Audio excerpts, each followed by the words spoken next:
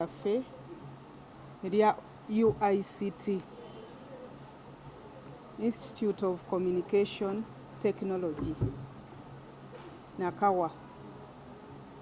Ettendekero eryo libangula abantu mu kukozesa tekinologiya ng'era lyateekebwawo Parliament, Ministry of Education erimanyi era eritwala mu buli kimu.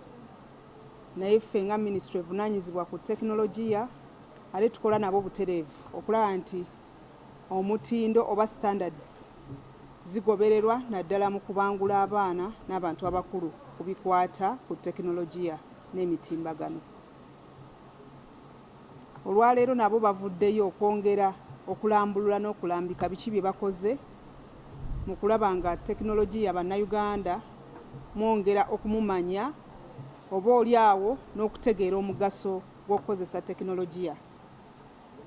Babangudde abaana abawerako ng'era abaana baffe ndowooza lino ly'ettendekero erimu ku matendekero amalungi oba lyerisinga mu kubangula ebya tekinologiya ku ddaala erya wansi, diplomas ne certificates, nti abaana baabwe be babangudde bakola mu companies ez'amasimu ne bakola emirimu egyabwe gye beetondoddewo olw'okuba babanguliddwa bulungi mu ttendekero eryo erya UICT. We twogerera COVID ono aleese ebintu bingi, emisomo gyabwe batandise n'ogiteekera ddala ku mitimbagano, nti waliwo abayizi ababeera ku campus naye abamu nabo basobola okufuna emisomo nga bali online. Ate era n'olw'embeera n'obwetaavu obugenze bujjawo, twetaaga bannayuganda nabo okwongera okubangulibwa. Bajja kubangula abakozi ba gavumenti ku mitendera egy'enjawulo mu kukozesa tekinologi, naye ate n'abantu ba bulijjo okukozesa tekinologi bizinesi zaabwe. Twagala tutuuke ku munnayuganda yenna batandike okusiima kati tekinologi. Twagala ne munnayuganda ali eri mu katale avuga bodaboda, ali ku lubalaza ng'alina kyakolerawo, ali mu tonninnyira, alina omulimu gwe gwakola nga naye asobola okukozesa tekinologiya ate bizinensi ye n'etambula bulungi. Kati bagenda kutandika n'okubangula abantu mu disitulikiti zaffe ez'enjawulo. Abantu abo nga tekyetaagisa kuba nti omanyi oluzungu oba tolumanyi, nga basobola okubangulamu appreciate how to use ICT or digital means of communication. We want to enhance sectors like business, people who are doing trade at local levels, especially people in markets, border riders, people doing street hawking, to be in position to also appreciate, because we have seen that in this COVID, people have been marketing their products using other digital platforms. And we believe that once our population is trained on how to use the digital platforms, then they will be in position to market their products, but also get customers who can buy their products. And among other applications that have been developed by UICT, they have developed an application which is like a Zoom, but this time round it is called Caucus. This Caucus application enables them to do work, do meetings, do teaching, do trainings, do conferences like the Zoom application. But the unique bit of it is that this application has also a blackboard that one can be in position to write on a virtual blackboard and explain what they want to explain, probably to the learners or to the people who are attending the meeting. And after this press conference, they will have to take you through that Caucus application that was developed by our innovators, supported by the Ministry of ICT and National Guidance. It is a local application which is developed. Right now it is piloted at UICT, but we believe that once everything is properly done and it is tested, then we can be in position to roll it out to other institutions of learning, but also to MDAs to be in position to use it, because we believe it is a safer way of communicating. Data is going to be stored here at our data center with NITA-U, meaning that every information will have to remain in Uganda but not going elsewhere like other platforms have been doing. You realize that if you use Zoom, you never know where your information lands. But with this one, which is locally produced and developed, it means that everything will have to remain within the domain of Uganda, and you want to applaud those innovators who came up with that application. Because now going forward, we are limiting physical meetings, meaning that a meeting can be done with a few people, but other participants can be in position to contribute and also participate virtually using that caucus platform.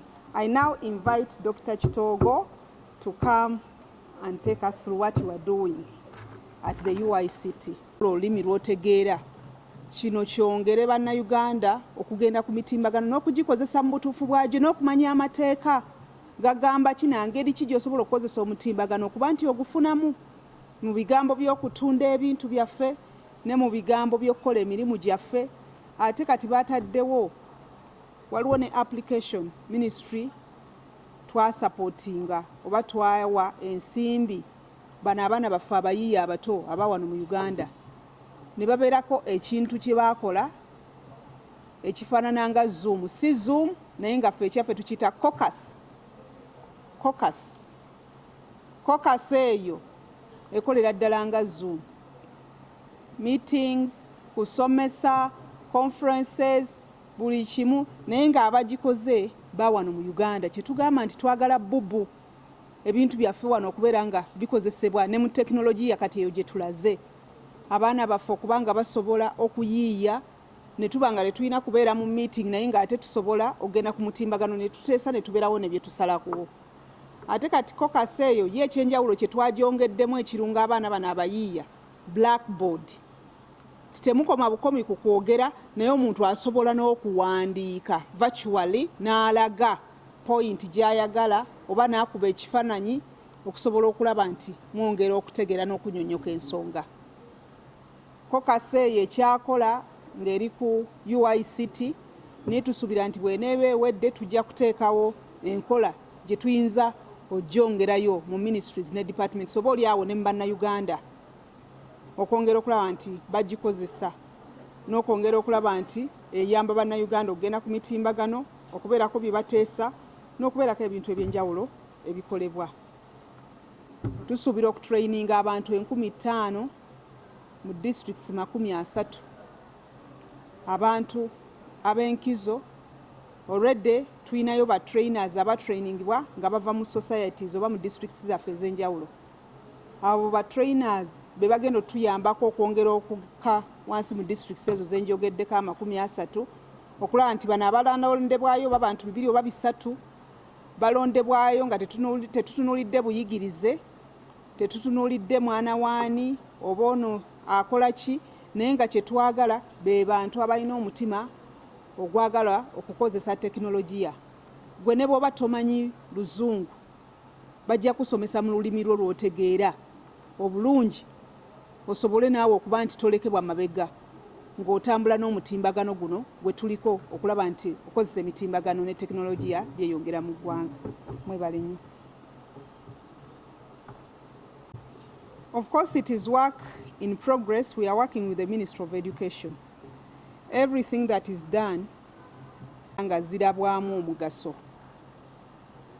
UICT egenda kufuba okulaba nti ekyo ekikola nga teriiyo stakeholder alekeddwa mabega, kiyambe buli omu okukikkiriza ate n'okulaba nti lyekkubo lye tulina okukwata. Ojja kwesanga balooya balina ekibagatta, ba accountant balina, ba engineers osange nga balina ekibagatta. Bwe mubeera awamu nga ba professionals kibayamba ne bwe muba mulina kye mwetaaga mwanguyirwa okubeera nga mufuna eddoboozi eryawamu. Nze Dr. Frederick Edward Kitogo, nze principal ow'ekitongole ekya Uganda Institute of ICT kisangibwa Nakawa. Nze Dr. Frederick Edward Kitogo, nze Ssenkulu w'ekitongole kya Uganda Institute of ICT ekisangibwa e Nakawa. Tukoze ebintu bingi naye tusoose okuteeka foundation ku bye tugenda okukola okusomesa kwe tukola ennyo. Tusomesa ne tukola research ne tukola n'okulaba nti research oyo afuukamu ebintu ebiyigiriza ebirala oba ebisolvinga ebizibu bya society ne gavumenti n'abantu abalala. Kakati kye tukoze twakola laboratories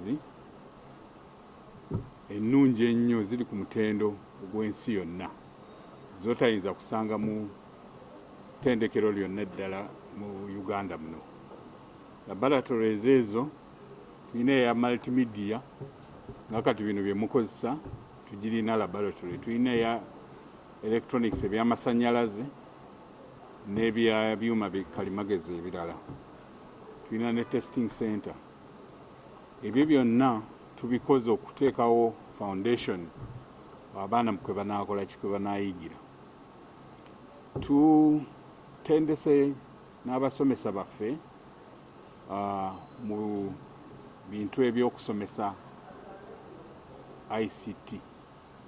ICT ow'emikono, si ono wa white collar, naye abasobola okukola, asobola okujja n'akanika radio yo, asobola okujja n'akanika TV n'ateekawo fiber ng'oba oyagadde, asobola okujja awaka n'agamba nti ICT ojja mukozesa bw'oti oba oyagala okukendeeza ku masannyalaze g'okozesa awaka.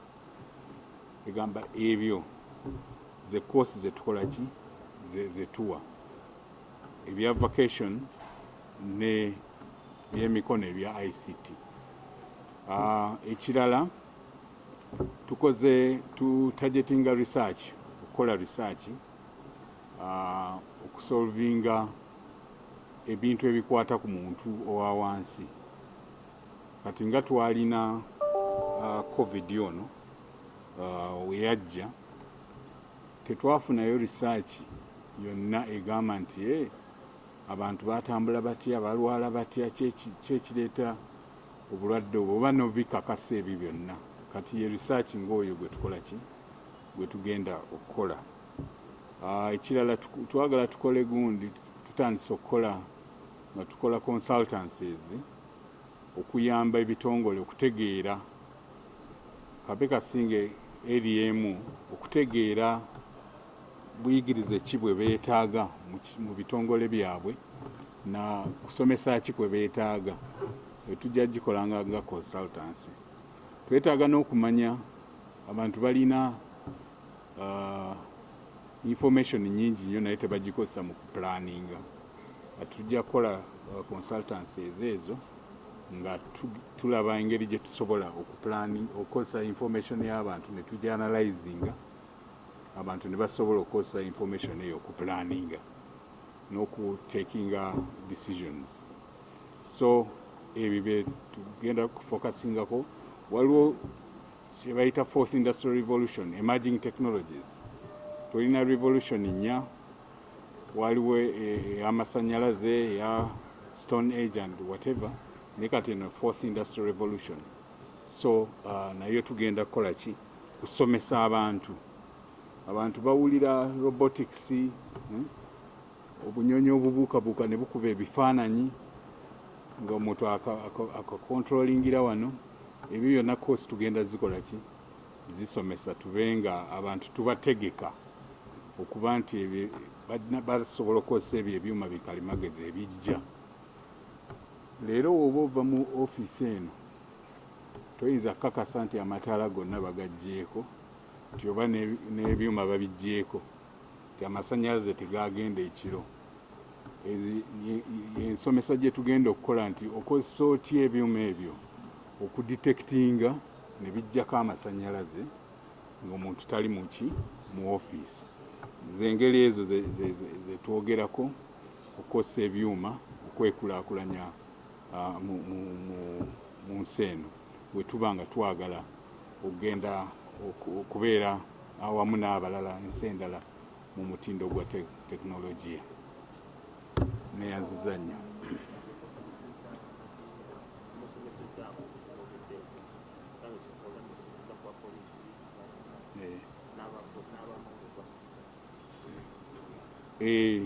Kaakati okwongerako tubadde tusomesa nga we tugambye nti tusomesa ebintu eby'emikono, tubadde tusomesa poliisi, Uganda People's Defence Forces mu tekinologiya nga fiber optics, microwave, ngeri ki gye banaasobola okukozesaamu ebyuma bikalimagezi okukuuma ensi yaffe, tulabe nti tuli secure ng'eggwanga, n'okudetectinga ebintu ebiba bigenda mu maaso ebibi nga basobola okukozesa ki ebyuma bikalimagezi, n'okupulaningira security y'eggwanga.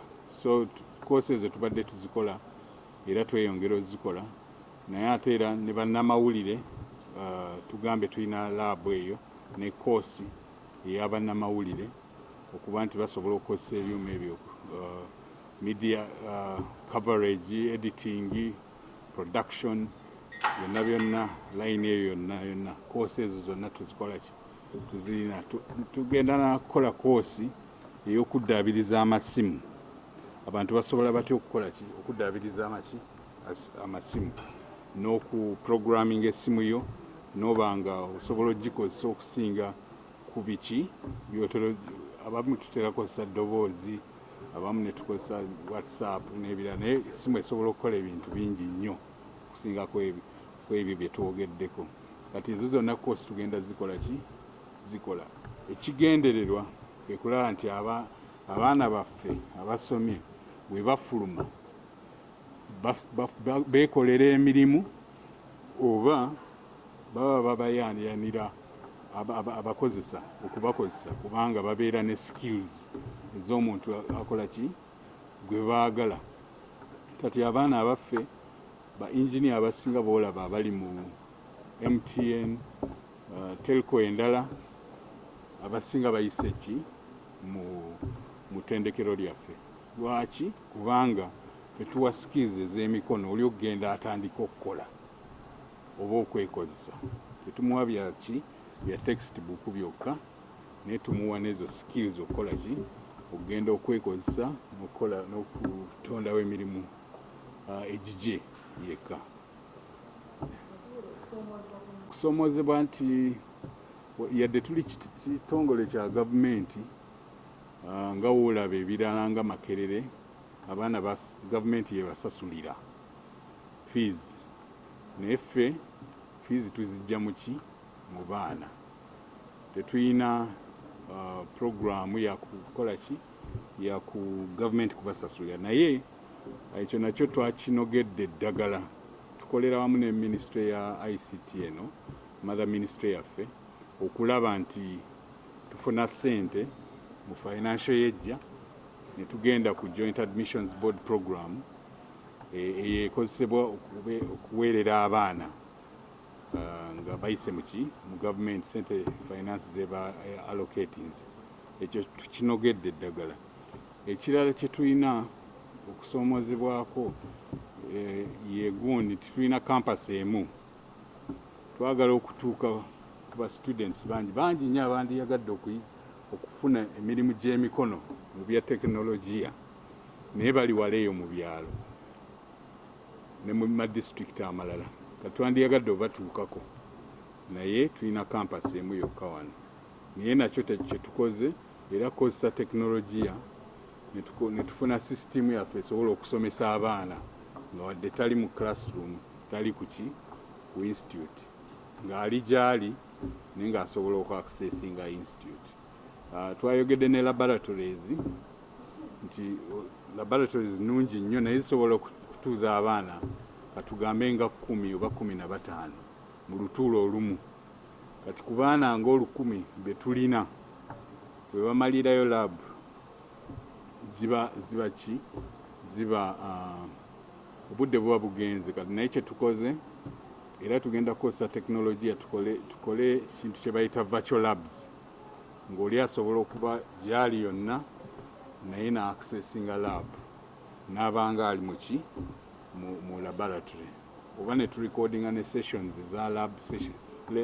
za lab n'abanga abaana basobola ozikola ki ozifuna yonna yonna gye baba bali. Admissions tuli bamativu naye tusuubira nti omuwendo gujja kweyongera olw'engeri olw'ebyo byenjogeddeko. Gavumenti wena atusasulirako bwe tunaayongera okupenetratinga nga tukozesa ICT abaana bajja kweyongera.